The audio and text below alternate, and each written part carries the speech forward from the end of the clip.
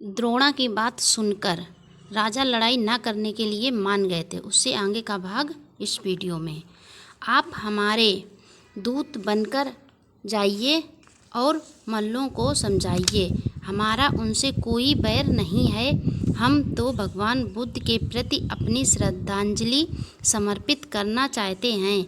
इस प्रकार पड़ोसी राजाओं से बात करके ब्राह्मण द्रोणा कुशीनगर गए और उन्होंने मल्लों को समझाया, हे मल्लों, नगर के बाहर जो 7 राजा अपनी सेनाओं के साथ खड़े हैं, उनके पास आयुध हैं और उनका बल अजय है, परंतु वे शाक्य मुनि की धर्म के कारण ही डरे हुए हैं। वे यहाँ राज्य प्राप्त के लोभ से नहीं आए और ना ही अहंकार बस आए हैं।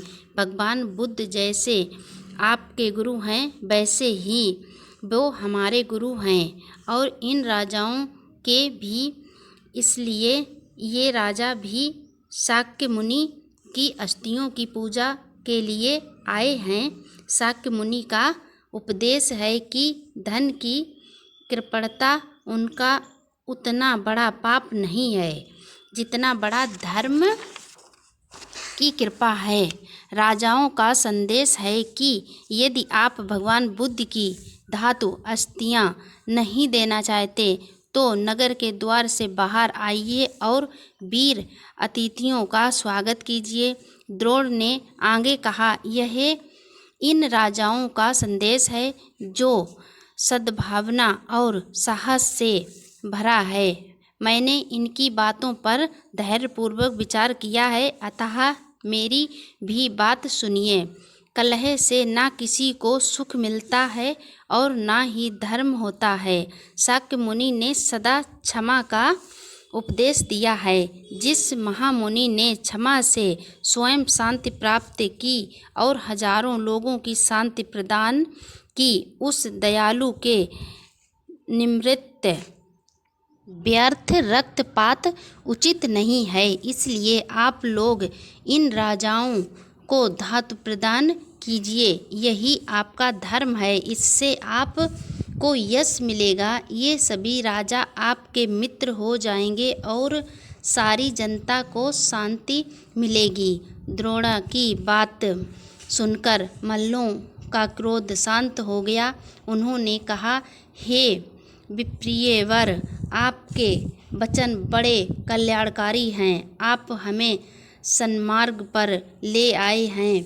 आपने जैसा कहा है हम वैसा ही करेंगे। इस प्रकार द्रोणा के प्रयत्नों से विवाद का अंत हुआ। फिर सबने मिलकर भगवान बुद्ध की मंगलमयी धातुओं को 8 भागों में बांट कर एक एक भाग प्रत्येक राजा को दिया गया और एक भाग स्वयं मल्लों ने अपने पास रखा। भगवान बुद्ध की अस्थियां लेकर 7 राजा प्रसन्नता पूर्वक अपने अपने राज्यों को लौट गए। उन्होंने अपनी अपनी राजधानी में इन अस्थियों पर स्तूप बनवाए और उनकी पूजा की। द्रोणा ने भी अपने देश में स्तूप बनवाने के लिए वह घट लिया जिसमें पहले सभी अस्थियां रखी थीं। पिछल जाति के बुद्ध भक्तों ने भगवान बुद्ध के शरीर की राख ली। इस प्रकार प्रारंभ में श्वेत पर्वतों के समान 8 स्तूपों का निर्माण हुआ, जिसमें भगवान बुद्ध की अस्थियां रखी गई थीं। द्रोणा के घट वाला 9वां स्तूप बना और 10वां स्तूप बना, जिसमें भगवान बुद्ध के शरीर की राख रखी गई थी। स्तूपों के निर्माण के बाद राजा समत्र तथा अन्य सभी जन इनकी पूजा करने लगे। स्तूपों पर अखंड ज्योति जलती रहती तथा रात दिन घंटे बजते रहते थे।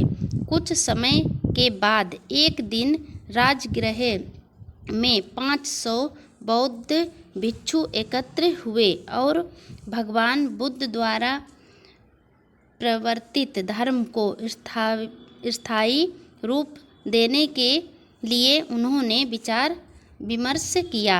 सभी भिक्षुओं ने मिलकर भगवान बुद्ध के उपदेशों का संग्रह करने का निर्णय लिया। आनंद सदा भगवान बुद्ध के साथ रहे थे और उन्होंने उनके मुख से सभी धर्म उपदेश सुने थे। इसीलिए सभी भिक्षुओं ने आनंद से निवेदन किया कि संसार के कल्याण के लिए वे सभी धर्म उपदेशों को दोहराएं। आनंद से मैंने ऐसा सुना है, इस तरह कहते हुए जैसा भगवान बुद्ध से सुना था वैसा ही क्रमशः प्रसंग, समय, स्थान आदि के साथ सभी धर्म उपदेश कहे। इस प्रकार आनंद तथा दूसरे वरिष्ठ भिक्षुओं ने भगवान बुद्ध के धर्मशास्त्र का स्वरूप निश्चित किया। कलाकृति में देवानाम प्रदर्शनी का जन्म हुआ। उसने जनहित के लिए बहुत से स्तूपों का निर्माण करवाया। इसके कारण वह चंड अशोक, धर्मराज अशोक कहलाने लगा। उसने धातु गर्भित स्तूपों से धातु लेकर अनेक भाग किए और उन्हें सैकड़ों स्तूपों में स्थापित किया। जब तक जन्म है तब तक दुख है, इसलिए पुनर्जन्म से मुक्ति के समान कोई सुख नहीं है। इसीलिए और कौन जन्म, जरा, व्याधि और मृत्यु से स्वयं मुक्त होकर सारे संसार को मुक्ति का मार्ग दिखाया है। नमो बुद्धाय।